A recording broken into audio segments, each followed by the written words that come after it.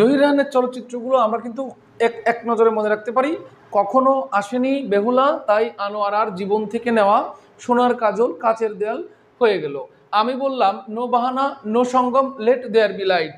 জহির বললেন stop genocide. আমরা কিন্তু খুব সহজেই জহির রায়হানের চলচ্চিত্রগুলো এক নজরে মনে রাখতে পারি। তাহলে এর থেকে বোঝা যায় কখনো আসেনি বেহুলা, আনোয়ারা, জীবন থেকে নেওয়া, সোনার Kajol, Kacher Deyal, Sangam, stop genocide and let there be light, এগুলো কিন্তু সব জহির রায়হান পরিচালিত সিনেমা। আমরা কিন্তু এগুলো মানে এক নজরে এই টেকনিক্যালিভাবে আমরা মনে রাখতে পারি, যেগুলো কিন্তু খুবই গুরুত্বপূর্ণ। প্রাইমারি শিক্ষক নিয়োগ সহ, শিক্ষক নিবন্ধন এবং বিসিএস সহ বিভিন্ন নিয়োগ পরীক্ষায় কিন্তু এই জহির রায়হানের চলচ্চিত্র থেকে প্রশ্ন আসে। বাণী জব কোচিং ও বাণী এডুকেশনের পক্ষ থেকে আমি ভিক্টর, আপনাদের সবাইকে আমার আজকের ভিডিওতে স্বাগত জানাই। আমি আজকে যে ক্লাসটি নিয়ে আলোচনা করব এটা অত্যন্ত গুরুত্বপূর্ণ। আমি আজ বাংলাদেশের এমন একজন মানুষের প্রোফাইল নিয়ে আলোচনা করব, বাংলা সাহিত্যে বা বাংলা চলচ্চিত্রে যার অবদান অনস্বীকার্য, বা তার যে জীবন তিনি আমাদের বাঙালি জাতির জন্য দিয়ে গিয়েছেন। তাকে যতদিন বাংলা ভাষা থাকবে, বাংলা সাহিত্য থাকবে, বাংলা চলচ্চিত্র থাকবে, তার অবদান বাঙালি জাতি কখনোই ভুলবে না। আমি জহির রায়হানের প্রোফাইল নিয়ে আজকে আলোচনা করব। জহির রায়হান জন্ম 1935 সালের 19 আগস্ট। 1935 সালের 19 আগস্ট উনি ফেনী জেলাতে জন্মগ্রহণ করেন। ফেনী জেলায় জন্মগ্রহণ করেন। উনি শহীদুল্লাহ কায়সারের সহোদর ছিলেন। ওনার যে ডাকনাম হচ্ছে মোহাম্মদ জহিরুল্লাহ। ডাকনাম মোহাম্মদ জহিরুল্লাহ। উনি শহীদুল্লাহ কায়সারের ভ্রাতা ছিলেন।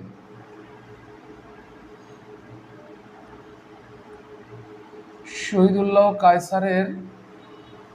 কায়সারের সহোদর। তো বিখ্যাত এই মানুষটি 1972 সালের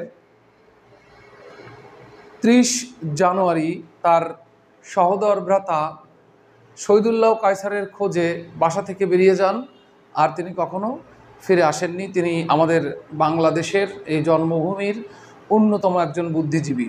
ঠিক আছে, তাহলে তিনি নিখোঁজ হন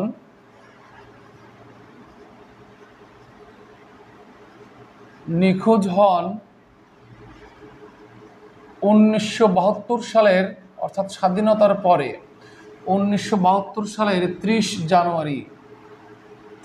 জানুয়ারি উনি তার ভ্রাতা শহীদুল্লাহ কায়সারকে খুঁজতে যেয়ে নিখোঁজ হন, আর কখনো তিনি ফিরে আসেননি। জহির রায়হানের উপন্যাসগুলো আমরা ঠিক কীভাবে মনে রাখতে পারি, একটা নজরে কীভাবে মনে রাখতে পারি একটু দেখব। শেষ বিকেলের মেয়ে,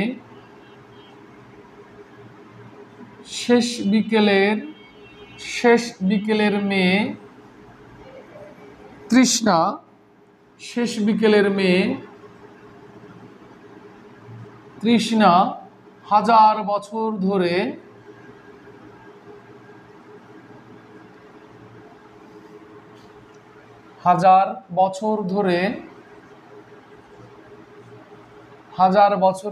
শেষ বিকেলের মেয়ে তৃষ্ণা হাজার বছর ধরে বরফ গলা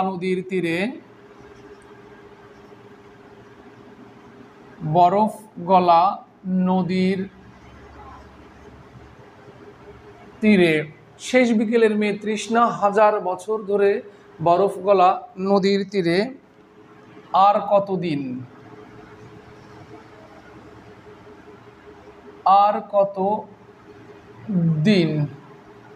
না হয় কয়েকটি মৃত্যুর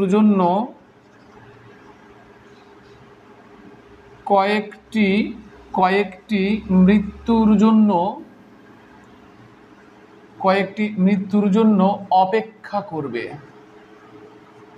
অপেক্ষা করবে।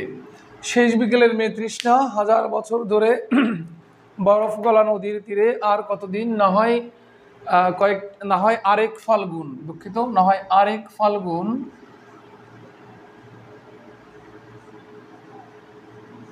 না হয় আরেক ফাল্গুন, অথবা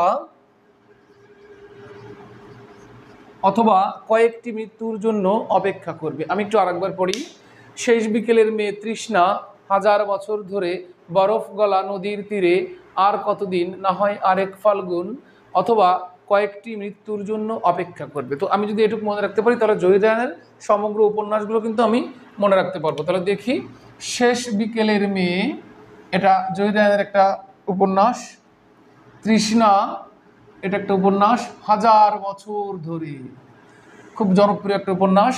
বরফ গলা নদী, বরফ গলা নদী, এটা একটা উপন্যাস। আর কতদিন, এটা একটা উপন্যাস। আরেক ফাল্গুন, এটা একটা উপন্যাস।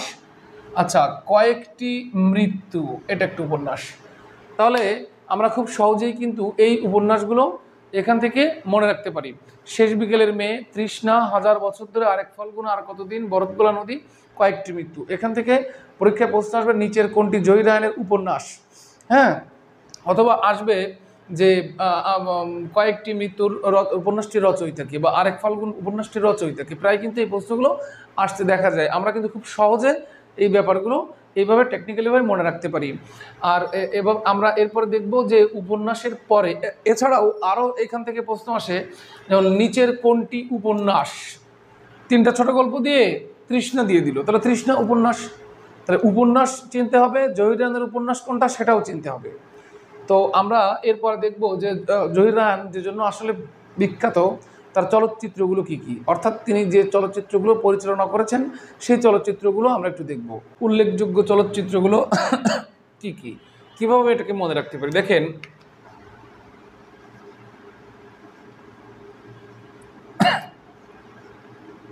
কখনো আসেনি বেহুলা, কখনো আসেনি, কখনো আসেনি বেহুলা,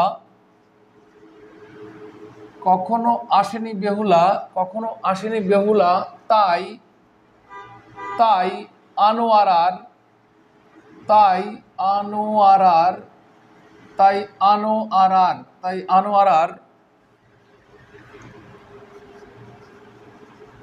জীবন থেকে নেওয়া, জীবন থেকে নেওয়া, তাই আনোয়ারার জীবন থেকে নেওয়া সোনার কাজল,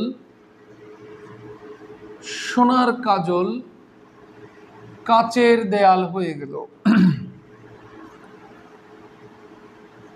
কাচের দেয়াল হয়ে গেল।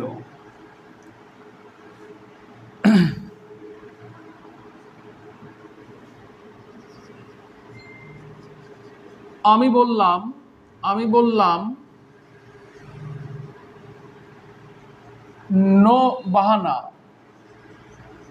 নো বাহানা, নো সঙ্গম, নো সঙ্গম, let there be light, let there be, let there be light, let there be light. Zahir বললেন,